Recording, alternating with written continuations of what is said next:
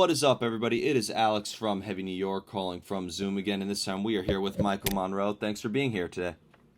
Thanks for having me. It's great to be here. Heavy, heavy, heavy. Yeah, absolutely. We got I Live Too Fast to Die Young. With the first singles that you released, Everybody's Nobody, Can't Stop Falling Apart, and Murder of Summer Love. Is this a good representation of what the entirety of I Live Too Fast to Die Young will sound like, or is that just the tip of the iceberg? That's actually just the tip of the iceberg. There's a lot of variety, a lot of different types of songs in this album, and very new kinds of things that we haven't done before with this band, while we're still maintaining our style. There's a lot of variety, a lot of dynamics, and it's a really special album. It's turned out better than I expected. So that's just the tip of the iceberg. There's a lot more, much more where that came from, where those three came from. Yeah. Was there maybe like a preconceived idea of what you wanted this album to sound like, or was there like a lot of improvising and a lot of experimentation involved? There was we were going along, taking it as a game. I mean, we had last summer we had 34 songs to choose from, and we didn't get together with the band because of the pandemic. We couldn't get together with the band for about 1.5 years, and last August we got together to record some demos, about 18, 19 tracks, and that helped a little that helped decide what I was going to choose for the album. Then we went into the studio in November last year for about with about 14, 15 songs at the time, and then narrowed them down to the 11. I'm happy. It kind of came together pretty easily there. In the end, the songs just fell into place, and the entirety kind of shaped up. So, yeah, but it was a long process. It took a while. It's a good problem to have too many songs to choose from. Yeah. But yeah, I mean, everybody writes in the band, and there's a lot of creative energy in this band now. So, but with this album, we renewed the band's sound in the best possible way, and song wise, and production wise, and arrangement wise, and in every way. There's a lot more air, and there was a new studio, also a new engineer I've never worked with before, and that was a good decision because it paid off. It really turned out great. This one is a special record. I'm especially excited about this one. Yeah. Are you ever worried that the songs you leave out of the album are going to be like a B-side one day, just be the biggest hit you guys ever had? No. I think I'm not worried about that. I think I picked the best songs. What make the best entirety. All the songs are really strong, and ones that are left over, will probably most of them we'll use in the future. Okay. I mean, when did it, being that you worked on this for a period of time, like, is what we're hearing how these songs were originally structured and recorded, or did these songs maybe change a lot over a span of time? They they changed a little in the studio. We did some pre-production before we started recording for a couple of days, and we thought about how we're gonna, about the arrangements and how to approach every song, and we thought gave it some thought, and some of them shaped up. We changed a little bit, but not too much. The Dearly Departed, the last song was actually one that I'd written already in 2001, and I never recorded. It was written after my late wife passed away. I kind of wrote it about that, and I always thought it was a bit too sad to record and a bit too personal. But then last summer I started thinking that might be a good time for that to be recorded, and the original demo had drums and everything. And then I decided to leave. There was a bridge that I left out of the arrangement, and before we went to the studio, and I just kept down to the verse and chorus, and I sent it to the rest of the guys. And Sammy Alpha had this this approach that's on the record that he suggested, which was really cool, with no like big drums or anything. It's just haunting kind of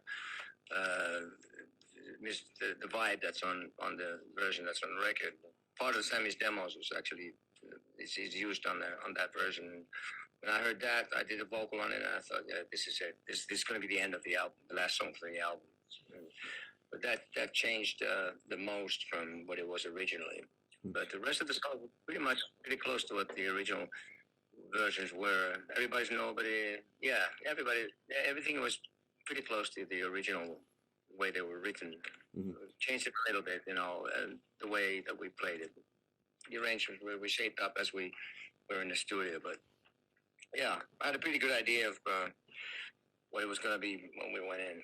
Hmm. I just, Would you yeah. say that this is probably your most personal album, being that this is partially dedicated to your wife and Well, dedicate? the album. Wait a minute. Let me correct. It wasn't dedicated to my wife, my late wife, and I'm lucky enough to find my current wife. Hmm. We've been married for 19 years now. This is like 2001. My late wife passed away. It was just that one song, "Dearly Departed," and the song it's really about losing someone near and dear and having to readjust your life to that situation, and so which unfortunately most of us go through sooner or later in life.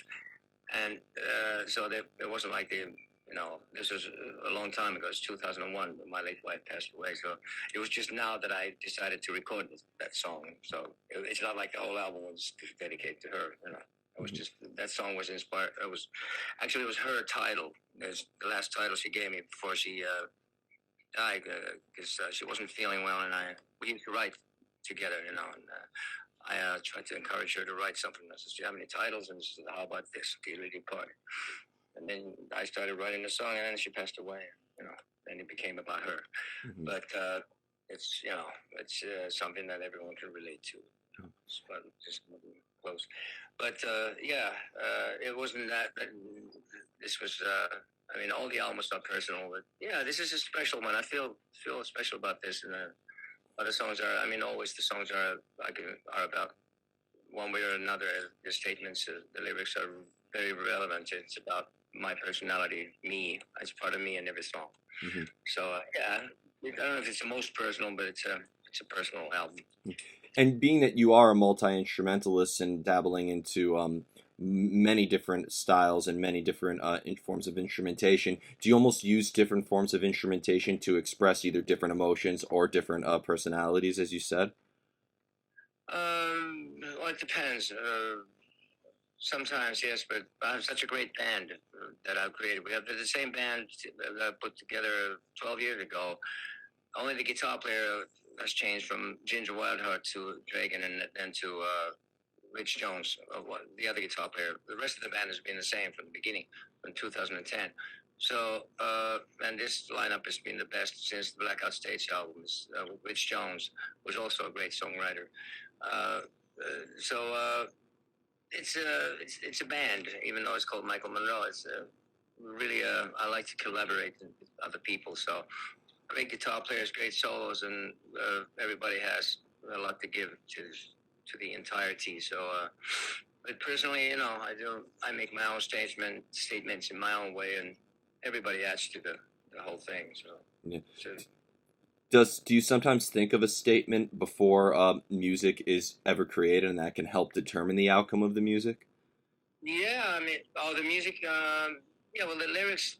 Once you come up with the concept, then yeah, and the title, then sometimes that's like you're halfway there.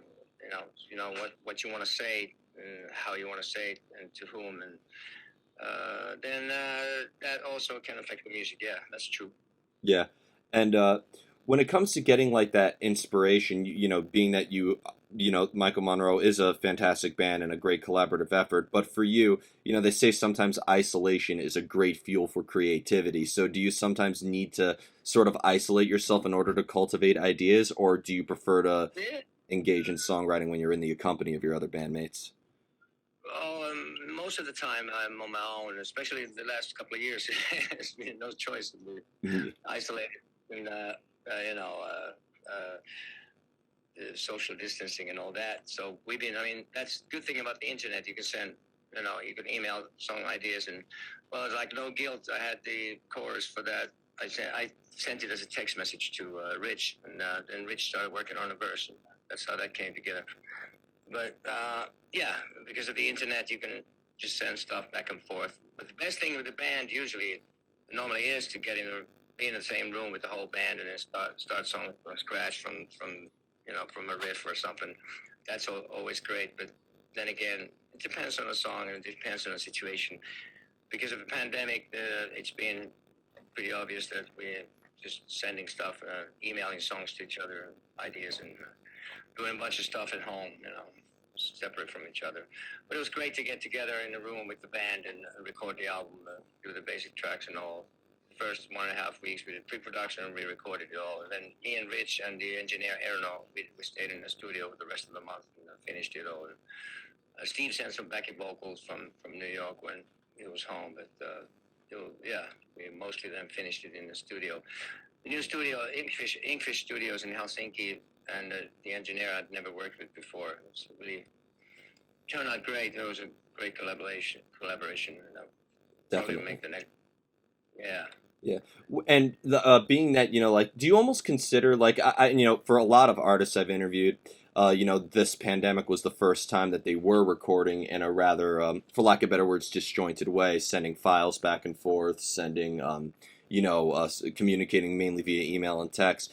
I don't know if this was your first in particular time, but do you almost feel like this was a completely different songwriting process than if it was just going into a jam room together? Well, we've done that before, so it wasn't completely new for us this time. But maybe there was more of that than normal, than as opposed to being able to get together with the band. But then a couple of songs. I mean, Everybody's Nobody was I wrote that with Rich before the pandemic. It was in the summer of 2019. In the summer, it was just before the pandemic. We wrote that one, and All Fighter was written before that, also around the same time. But yeah, maybe there was more of the sending songs back and forth, emailing songs. So maybe there was probably more of that due to the pandemic. Yeah, definitely. But I mean, like no guilt. The lyrics were no guilt. It's about it's about crooked cops, and the lyrics were written during the summer riots in the U.S. In the aftermath of George Floyd's murder. And it's about how the whole system is crooked, and it's set up to help these scumbags get away with the murder time and time again. So that's honestly what that song is about. That's reflecting that time. The lyrics weren't that much about the pandemic because everybody's tired of it already, and so many songs about that. Only in Pagan Prayer, there was a part in that says, your neighbors get no vaccinations, believe the earth is flat, you get an eternal vacation if you believe in that. That's probably the only part where we were referring to the pandemic in the lyrics. There's so many other relevant subjects to talk about. So, but yeah, anyways, yes, go ahead. It almost seems like, and for the final question, it almost seems like observation and analyzing the world around us is, though, part of the songwriting process. Some people think songwriting is just when you pick up a guitar or you just start writing lyrics, but sometimes observation is part of the songwriting as well. Yeah, you're very, very right. That's exactly right. Yeah, you reflect what you see around you and the world around you. Yeah, exactly. Yep. Well put. And finally, just kind of like being such a prolific artist between, Michael Monroe and Hanoi Rocks and all of the projects you've been involved with, is there a different mind frame in the creative process, over the years, especially, in your 40-plus career? Has the mind frame of creativity and expression changed a lot, or is there always like an underlying armature, an underlying element that applies to every single album you've done and every project you've played with? Well, since Hanoi Rocks, when I started my solo career, I kind of became onto my own as a songwriter more, and it's evolved over the years. And since I put this band together, we've had a cool chemistry within the band, and it's been a little different from what it was before. But the underlying thing is the same. Basically, is I just try to get better all the time in what I do, which goes for records, for making albums and songwriting albums and live performance. I never get complacent, always challenge myself and always try to do better than before. And that keeps me hungry and keeps me going. Yep. And I would keep life interesting. Yeah, and I would say that's definitely prevalent on I Live Too Fast to Die Young. Michael Monroe, thank you so much for your time. Everybody, Michael Monroe, I Live Too Fast to Die Young. Be sure to pick it up. This is Alex from Heavy New York, and we will see you next time.